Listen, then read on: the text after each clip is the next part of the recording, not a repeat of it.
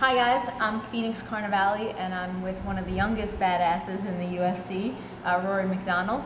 And talk to me about your passion for training.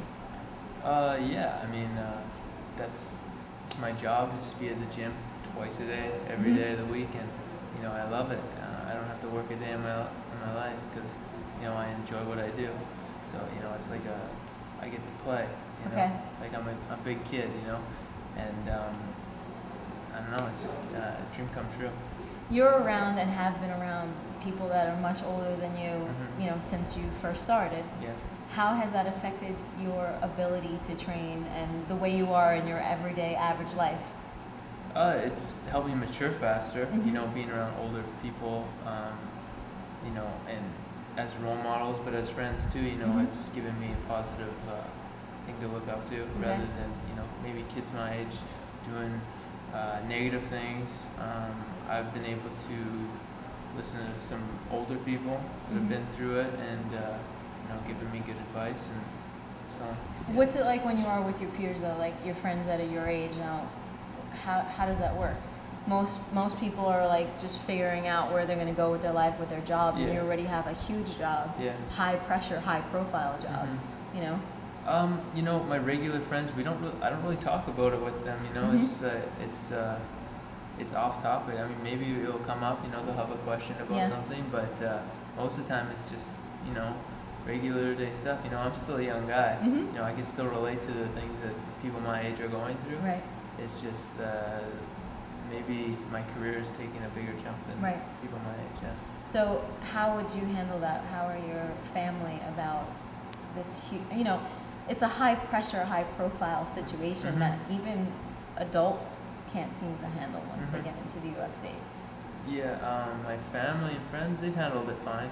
I mean, I'm still the same person. I mean, I think they would be upset if I changed who I was. Right. But I've stayed true to who I am, and the people around me are still the same. Right. I'm not going to give that up because of cameras and maybe money. But I didn't get into this sport for cameras and attention. Right. Because when I started, this sport wasn't popular. Right. It was very main event fights, big title fights, heavyweight fights. You'd see empty seats in the front few rows. Now there's no chance that would ever happen. So at the time, it wasn't about that. It just came along with it, and I've had to adapt. But still the same people, same person. So well, that's an interesting topic because a lot of people who are getting involved with MMA now have jumped on the bandwagon since it's really popular. Now you were into it and very passionate about it at a time where it was still mildly obscure. So where did that, not only, I want to train MMA, but I'm going to make it my career, because your pro debut was at 15, 16 years old, right? Yeah. So how did you make that decision? How did you know that this was destiny for you? It was like my first class. I went to Toshido Mixed Martial Arts, which was my first and only team up to that point. I trained one class. It was a freestyle jiu-jitsu class. Right. And my dad picked me up, and I was just like, this is it. This is what I'm gonna do. I told him right away. I don't know why. I had a immediate connection with it, and it turned into a career. Because I learned fast, and it came naturally to me. What made you walk through the door in the first place? I saw Bruce Lee and was like, I'm gonna do martial arts. Like, what was it for you that? Yeah, well, I've always been intrigued with martial arts. I watched a lot of boxing as a kid. My dad showed me the UFCs when I was like 6 years old, 5 years old. So I've watched a lot of martial arts growing up, and I always liked it, but I never really thought of the idea of going to a gym. But we were riding in the car, me, my brother, and my dad. My brother had went to a PE class to this gym, and he told me about it. It's a UFC style gym, and I got excited. My dad took me there, and that day, that's when that night, that's when I. Well, you're like, I would say like the fourth generation of MMA, because the first generation was like DeGracie's. Then the second was more about Randy and Will Shamrock, and then Randy and Tito, and Chuck Liddell, and then it was like this third generation, which was like BJ and now John Jones. So here you are, where MMA is the style now. Mm-hmm. Like you can actually go to, there's still not a lot of them, but you can go to an MMA gym. Yeah. So the sport has evolved so that it's become this complete circle, Mm-hmm. right? How do you think it's going to move even further forward? It's just the natural evolution of things. This is a brand new sport, so Mm-hmm. I mean, if you look at boxing, it's evolved incredibly in the last 100 years. So It started like that. yeah, it's just the natural progression. Mm-hmm. Every sport, every generation is coming up with stronger techniques. Mm-hmm. In mixed martial arts, there's so many options and it's so new that people are finding new things every day. You know what I mean? That's why it's growing so fast. You can't afford to take a year off, or you're going to be so far behind. Yeah. Well, you had what, like 9-10 months off because of an injury, right? From fighting. Yeah. Not from training. Right. I maybe had a few months off. I can't remember how many months off I had, but I had the surgery, then I had the rehab. Right. But I was back in training. It just was a matter of getting sharp again. What do you do mentally just keep yourself prepared when you have a physical injury? Watch fights, stay at the gym, Right. stay around the same people in that world, try not to distance yourself, definitely not party as much, try to keep your mindset in the sports though. Mm-hmm. Yeah. What would you be doing if you weren't doing this? I don't know, man. I have a lot of passions. I don't know. Yeah. I really don't. This is like everything to me. I don't know what I would do without it. Yeah. I was watching you. You're a really good instructor. Oh, Like a thanks. really, really good instructor. Like not Thanks. only do you break things down, but you're able to like pinpoint the tiniest thing. Like your knee should be 2 centimeters further forward. Yeah. Where do you attribute that to? Maybe just the years of training, and I understand the attention to detail is important because my instructors are the same way. It's the littlest things can make a big difference. An inch is a mile in this sport, so you got to be very detailed. Yeah. So here's the thing. You're like a prodigy. Okay. And you're about to fight a person who was called the prodigy. Right. Right? So this BJ Penn fight. Mm-hmm. What do you think it was about you that sparked BJ's interest so much that he'd come out of retirement for you? Well, actually, we just were on a TV show interview on Thursday, and what he said it was he wanted a little bit of revenge on the gym at TriStar. Seeing that I'm a fighter from there, I think he wants some kind of redemption against our gym. So Healthy competition. yeah, Right? yeah. Maybe it's his own issues with the gym, or Right. maybe it's something else. I don't know, but that was his answer. Yeah. And for you, fighting BJ, what does that mean to you? It's a major fight for me. A lot of attention. And I think it's an honor, to step in there against a guy with so much experience. Has been in so many major fights, and I've watched a lot of his fights, studied his style when I was young. So it's just one of those milestone fights, I guess. Yeah, totally. And how have you had one loss to Carlos. Are you going to rematch him? Do you think that's going to happen? Oh yeah, 100%. That guy's not going to get away from me. I'll track him down. Okay. Yeah. So you're doing all of this, still very young. How have you seen yourself mature since you've started, since you've had a loss? How have you matured? Oh, well, when I started, I was just a young teenager at the time. So it's been a huge progression. The sport has, really, guided me to the person I am today. The people I've met and been around and influenced me. It's really had a major impact on my life. And the loss to Carlos, it was a huge one for my actual dedication to the sport and how I approach actual fighting and the lessons I learned in the cage. So, yeah. Well, you can take a lot from George because of his loss to Matt Serra, and we look at how he's been an idol to you.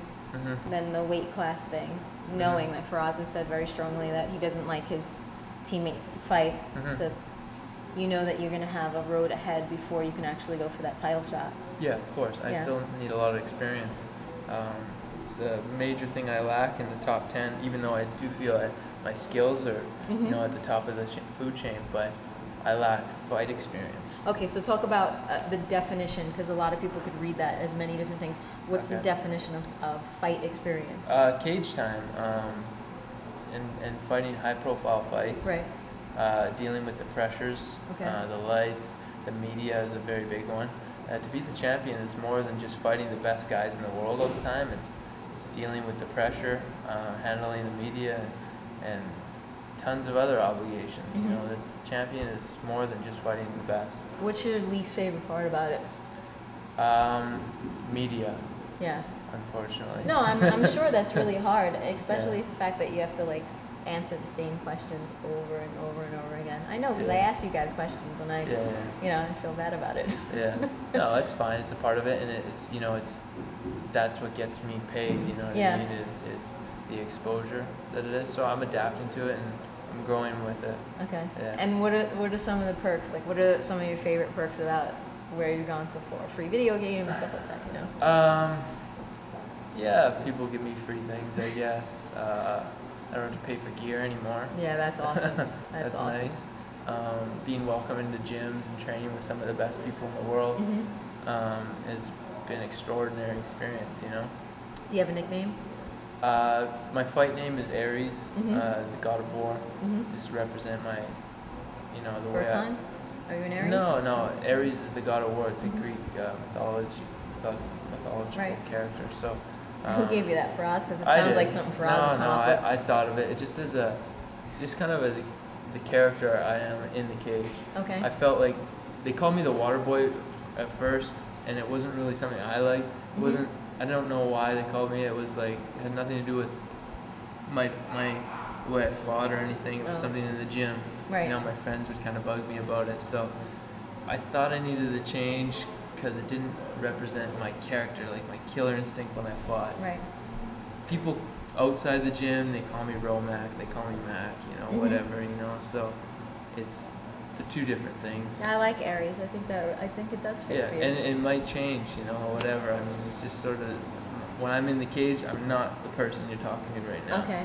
Yeah. Oh, so there's a different personality. Of course, yeah. It's like performance personality. Yeah, if you try to talk to me when I'm about to walk into the fight, you're not going to get the same vibe off me as you're getting right now. Totally cool. Yeah, totally and that's cool. kind of why I changed the name. Yeah, so you have to flip a switch. Yeah, for sure. What do you do to do that? Is like there music you listen to or whatever? It's just happens on its own. Yeah. It's the human instinct to get that adrenaline. It's fight or flight. So is it closer to the fight you start to shift and change? Like it's a transformation? I'm totally regular even the day of. It's when I start warming up and I hear Burt Watson start screaming down the hallway. It's rolling the hole, whatever he says. So that gets me pretty excited, and I'm really in the zone at that point. Were you starstruck over anybody? Yeah, before I got in UFC, meeting some of the famous guys, but once I got, I fought Carlos and I'd been in the interviews and the media. It went away because I was one of those guys. Right. Yeah. All right. My last question, which I think is pretty important. It goes back to maturity and growing. And what do you think defines a martial artist and a fighter? Like, what are the difference? What are the similarities? Are they one and the same? Are they two different things? Can they be one and the same? Yeah, they can be one and the same. Saying so you're a fighter, it's more of like it's a roughneck kind of thing. A martial art is fighting though. It was meant for military. You know what I mean? It was meant to destroy your opponent. So it is fighting. It's the same thing. Yeah. Really.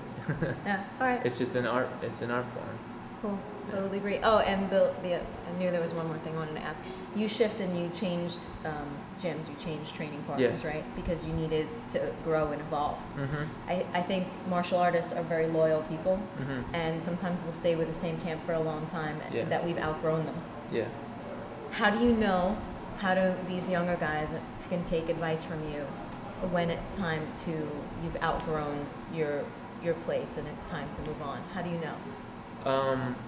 I knew after the Carlos fight, I had visited TriStar multiple times before that, and I liked it. I didn't know if it was the right place for me at the time because I've only been with one coach, one group of people. So it was nervous. It was I wasn't super excited to make that hard decision. Yeah. But once I had lost and, I knew where I wanted to be in the sport, it was a very necessary thing for me to do. Well, you also knew that you would lose your shot at George if he became one of your teammates. Those are previous interviews, like years ago. Yeah, but, that's, I'm a young guy. Mm-hmm. I have a lot of experience to get, and there's a ton of fights in the division, so... that's a popular question right now, but... Well, it's super mature for you to say that, because anybody, who's, chomping at the bit to be a champion, and you're being really smart about it. Thank you. Yeah, I really appreciate that. Listen, you are phenomenal. I cannot wait to see you fight again, and thank you for not only being a really good instructor here at the Paradise Warrior Retreat, but, for being an inspiration for younger guys coming up into this next generation of MMA, and I appreciate that. Thank you. Yeah, thank you.